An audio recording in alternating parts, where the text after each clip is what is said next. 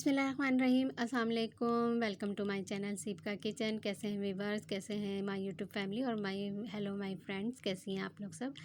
उम्मीद करती हूँ खैर खैरियत से होंगे। मैंने जो आप लोगों से कहा था कि मैं ग्रीन चटनी आप लोगों को सिखाऊंगी, तो ये ग्रीन चटनी आज मैं आपके साथ इसकी रेसिपी शेयर कर रही हूँ।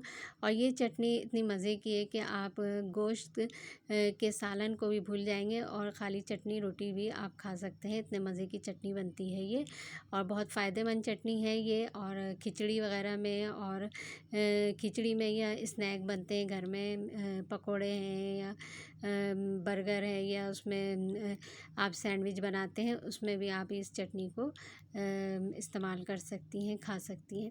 अच्छा, इसके लिए मैंने ले लिया 1 कप पुदीना और 1 कप ही मैंने ले लिया है इसमें हरा धनिया और पुदीना को रफली मैंने काट लिया है मोटा मोटा। और इसको मैंने वॉश कर लिया है क्योंकि इसमें मिट्टी होती है धनिए में भी और पुदीने में भी। इसको अच्छी तरह वॉश कर लिया करें।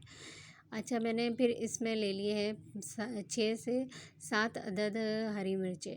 आप ज़्यादा भी ले सकती हैं अगर ज़्यादा तीखी चटनी खाते हैं जो भी, मतलब आप लोग, तो इस मसाले को तेज़ भी कर सकती हैं, ज़्यादा भी ले सकती हैं। मिर्चें पतली वाली जो होती है मिर्चें, वो मैंने ली है। और 3 से 4 मैंने जौ लिए हैं इसके, लहसुन के। और 1 चम्मच मैंने नमक लिया है और 1 चम्मच ही मैंने इसमें सफ़ेद ज़ीरा लिया है चटनी में। अब इन सबको मैंने मिक्सचर जार में शामिल कर दिया है। पहले पुदीना डाला, हरा धनिया वगैरह, और इसमें मैंने हरी मिर्ची भी डाल दी है, नमक भी डाल दिया है। और लहसुन, जो साबुत लहसुन के 4 कलियाँ थी, 3 या 4 आप लोग ले सकते हैं। लहसुन ज़्यादा नहीं डालिएगा, 3 से या 2 अदद बहुत है, क्योंकि वरना फिर वो आपकी चटनी कड़वी हो जाएगी और लहसुन का जायका आ जाएगा सारा तेज़ तीखा।